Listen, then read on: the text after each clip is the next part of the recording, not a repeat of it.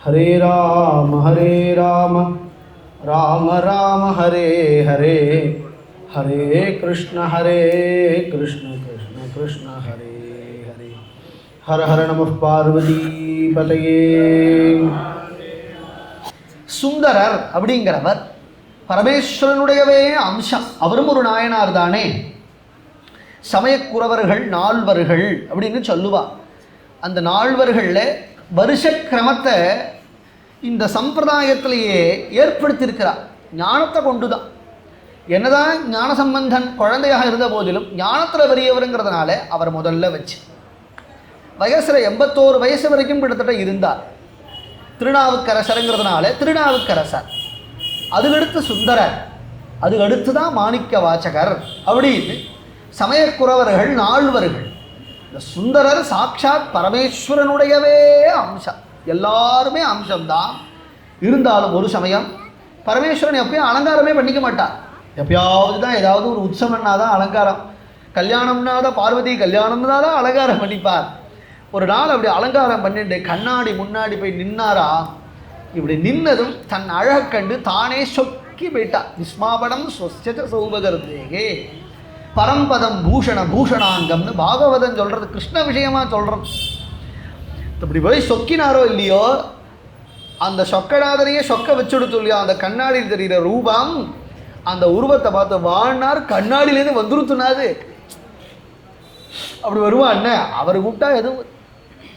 அவரை அழைத்தாருன்னா அசையாதது கூட அசையுமே இல்லையா. ஒரு புல்லு கூட அசையும். அவரை அழைத்தாருன்னா இப்படி வாழ்னதும் அதான் சுந்தரன் அப்படின்னு கைங்கரியம் பண்ணி கொண்டிருக்கிறார். சக்கிய பாவம்.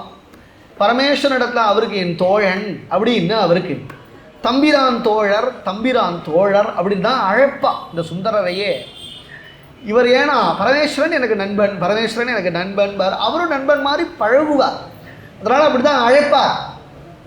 கைங்கரியம் பண்ணி கொண்டு இருக்கிறார். புஷ்ப கைங்கரியம் எல்லாம் பண்ணி கொண்டு எல்லா கைங்கரியம் பண்ணி கொண்டு இருக்கிறார். இப்போ ஜாலியான ஆள். அப்படியே ஒருத்தர் தேவை இல்லையா. எல்லாரும் ரொம்ப ஸ்ட்ரிக்டாக இருந்தானா நன்னா இருக்காது. கொஞ்சம் சுலபமாக பழகணும். பரமேஸ்வரன்கிட்ட கொஞ்சம் குதூகலமாக இருக்கணும், சந்தோஷமாக இருக்கணும். எப்பயுமே பயபக்தின்னு இருந்தால் சரி வராது. இப்படி ஒருத்தர் வேணும் இல்லையா. ஒவ்வொருத்தரும் ஒவ்வொரு மாதிரி. இந்த நாயன்மார்கள்லேயே நீங்கள் பார்த்தீங்கன்னா ஒவ்வொரு நாயன்மார்கள் ஒவ்வொரு மாதிரி. இவர் ஒரு மாதிரி, இவர் ஒரு ரகம். அப்போது அந்த கைலாசத்தில் உத்தியானவனத்தில் பார்வதிக்கு கைங்கரியம் பண்ணக்கூடிய சேட்டிமார்கள் அவள்லாம் கைங்கரியம் பண்ணிக்கிட்டு இருக்கா. புஷ்பம்லாம் பறிச்சுட்டு இருக்கா. அவளை பார்க்குறார் அவர். ஏன்னா அம்பாளுக்கு கைங்கரியம் பண்ணுறா இல்லையா. அம்பாளுக்கு கைங்கரியம் பண்ணுறதுனால பார்த்துட்டார். இதை பரமேஸ்வரன் இவர் பார்க்குறதா அவர் பார்த்து 3 கண்ணால் வேற பார்த்துட்டார். இப்படி பார்த்ததும் நீங்கள் இனிமேல் இங்கே இருக்கலாக. ஏன்னா இங்கெல்லாம் இதுக்கெல்லாம் அப்பாற்பட்ட விஷயம் தானே கைலாசங்கிறது. கைலாசத்தில் வந்துமா இன்னும் இந்த மாதிரி விஷயங்களில் விஷய சுகங்களில் ரமிக்கிறது இதுக்கு அப்பாற்பட்ட விஷயம் தானே. ஒரு காலத்தில் ஆசை இருக்கும் பட்சத்தில் நீ பூலோகத்தில் போய் அவதாரம் பண்ணு அப்படின்னு சொல்லிட்டார். பூலோகத்தில் திருநாவலூர் அப்படிங்கிற க்ஷேத்திரம், அங்கே தான் சுந்தர இவருடைய அவதார ஸ்தலம். அவதாரம் பண்ணுறார். அவருடைய தந்தையார் ஷடையனார், தாயார் இசைஞானியார். எல்லாருமே பெரிய புராணத்தை சேர்க்கிறார். அழகாக பாடியிருக்கிறார். இவா 3 பேரையும் சேர்த்து தானே 63 நாயன்மார்கள்லாம் ஆச்சு. இவர் தானே வந்து சேர்த்தார். ஏன்னா திருத்தொண்டர் அப்படின்னு இவாளுடைய 59 நாயனார்கள் எல்லாருடைய சரித்திரத்தையும் பாடினது இந்த சுந்தரர் தான். அதான் அடியாருக்கு அடியான்னு தன்னை சொல்லிக்கிறார். அப்படி ஒரு பக்தி அவர். எல்லா அடியார்களை பற்றியும் பாடினது இவர் தான். தன்னை பற்றியும் அவர் அப்பப்பொழுது சொல்லியிருக்கிறார். ஆனால் சேக்கிழார் வந்து இவா 3 பேரையும் சேர்த்து 63 நாயன்மார்கள் அப்படின்னு பெரிய புராணம், திருத்தொண்டர் புராணம், பெரிய புராணம் அப்படின்னு சொல்கிற வழக்கம் அதை ஏற்படுத்தினார். அடியாருக்கு அடியான் அப்படிங்கிற பாவம், பரமேஸ்வரிடத்தில் சக்கிய பாவம். எதுவாக இருந்தாலும் பரமேஸ்வரத்தை சகஜமாக போய் பேசுவார். எனக்கு கல்யாணம் பண்ணி வைங்கோம்பார், திடீர்னு காசு கொடும்பார். ஏன்னா எதாவது அவர்கிட்ட தானே கேட்கணும். ஏன்னா அவர் தானே எனக்கு அப்பன், எனக்கு அவர் தானே நாச்சன்.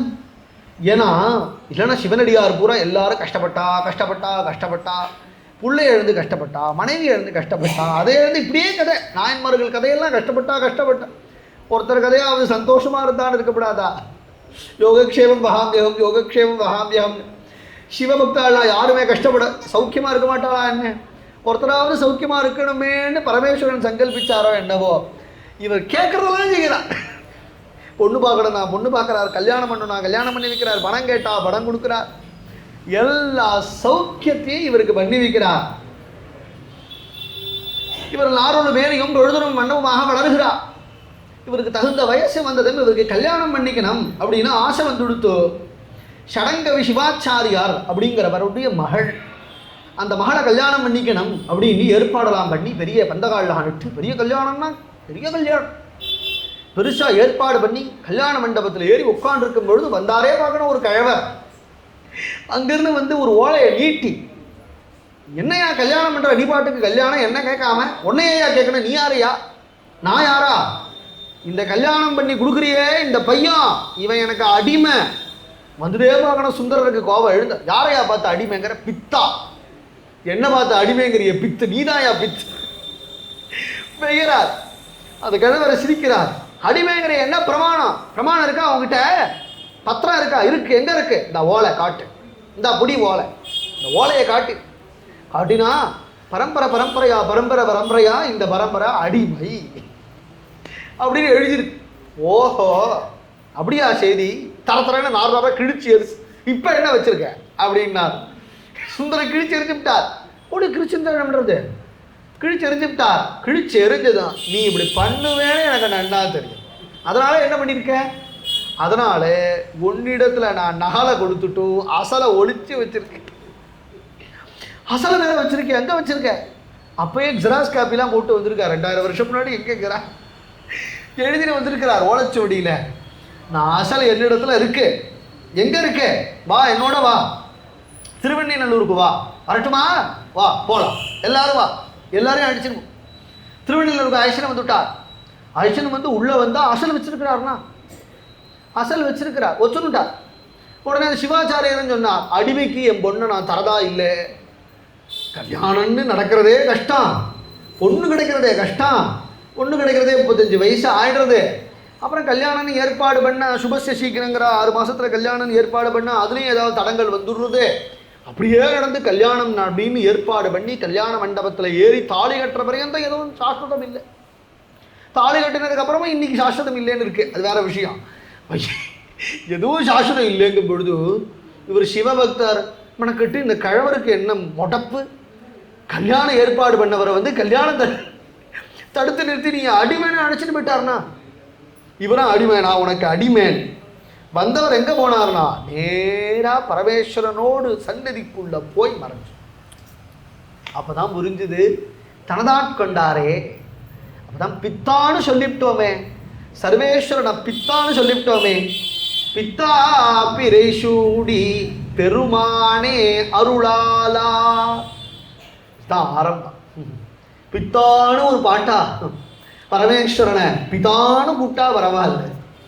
பித்தா பிரைசூடி பெருமானே அருளாலா எத்தான் மறவாதே நினைக்கின்றேன் மனத்துன்னை வைத்தாய் பெண்ணை தென்பால் வெண்ணை நல்லூர் அருற்றுடையுள் அத்தா உனக்கு ஆளாயினி அல்லேன் எனலாமே. இத்தனை நாள் வியர்த்தமா போயிடும், உனக்கு நான் அடிமையாக இருந்திருக்கணும் என்றெல்லாம் அருமை அருமையா அருமை அருமையா ஒவ்வொரு க்ஷேத்திரமா இப்படியெல்லாம் போகி பரமேஸ்வரனை தரிசனம் பண்ணி ஆங்காங்கே தேவாரங்களை பாடிக்கொண்டு சஞ்சாரம் பண்ணும். இப்படி போகும்பொழுது ஒவ்வொரு ஊராக போவார். அந்த ஊரில் ஏதாவது பிடிச்சிருந்ததுன்னா பரமேஸ்வரன்கிட்ட கேட்பார். ஒரு திருவாரூர் போனார், அங்கே கைலாசத்தில் 2 பொண்கள் இருந்தது, புஷ்பம் பரிச்சன் இருந்தது. இவர் ஆசைப்பட்டாருன்னு சொன்னேன் இல்லையா, அந்த 2 பொண்ணும் இங்கே அவதாரம் பண்ணி வந்திருக்கு. பறவை நாச்சியார், சங்கிலி நாச்சியார்னு பேர். இந்த திருவாரூர் அப்படிங்கிற க்ஷேத்திரம், அப்புறம் திருவெற்றியூர் அப்படிங்கிற 2 க்ஷேத்திரம். திருவாரூரில் தான் இந்த பறவை நாச்சியார் பிறந்து இவருக்காக காத்துன்னு இருக்கு. திருவெற்றியூரில் சங்கிலி நாச்சியார். இந்த திருவாரூர் வந்ததும் இந்த பறவையை கண்டதும் இருக்கு, பறவைன்னு பேர் வச்சிருக்கா. என்ன அர்த்தமோ தெரியும், பறவை நாச்சியார்னு பேர் வச்சிருக்கா. அவளை பார்த்து தான் ஆசை வந்தது. கல்யாணம் பண்ணிட்டு கொஞ்ச நாள் சச்சமா சந்தோஷமா இருந்தார். நிறையா பணங்கள்லாம் உண்டு, நிறையா அன்னதானங்கள்லாம் பண்ணி சிவனடியார்கள்லாம் அந்தந்த சிவக்ஷேத்திரங்களில் வந்து பரமேஸ்வரர் தரிசனம் பண்ணும் பொழுது அவர்கள்லாம் வயறார அவர்களுக்கெல்லாம் அன்னதானங்கள்லாம் பண்ணி கைங்கரியம் பண்ணி கொண்டு இருக்கிறார்.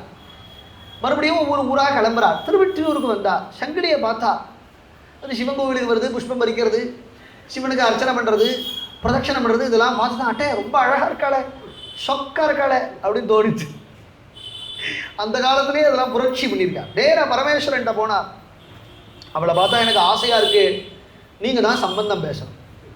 பரமேஸ்வரன் முடக்க கிளம்புறாருன்னா இவர் என்ன சொன்னாலும் அவர் செய்கிறார், என்ன சொன்னாலும் செய்கிறாருக்கும் பொழுது ஏன் அவருக்கு தான் கேட்க மாட்டார்? சங்கிலிகிட்ட போய் சொன்னார். அவளுக்கு எல்லாம் தெரியும் இவரை பற்றி. சுந்தரனை பற்றி தெரியாதான்னு? இவர் தான் உலகம் புகழ்பெற்றவர் ஆச்சே. எனக்கு சத்தியம் பண்ணாதான் நான் உங்களை கல்யாணம் பண்ணிப்பேன். என்ன சத்தியம் பண்ணணும்? என்னை விட்டு எப்பொழுதும் நீங்க மாட்டேன் அப்படின்னு சத்தியம் பண்ணணும். எங்கே சத்தியம் பண்ணணும்? சிவனுக்கு முன்னாடி வந்து நீங்கள் சத்தியம் பண்ணணும். அவ்வளோதானே, சத்தியம் தானே. இது ஒரு பெரிய விஷயமா என்ன? நான் பண்ணி பண்ணுறேன், பேச்சா போச்சு. என்னைக்கு பண்ணணும்? நாளைக்கு காலமே பண்ணணும், பண்ணிட்டா போச்சு. சிவனிடத்துல எங்கேருந்து வந்தா, நான் வந்து சத்தியம் பண்ணணும்னு அவள் சொல்கிறா.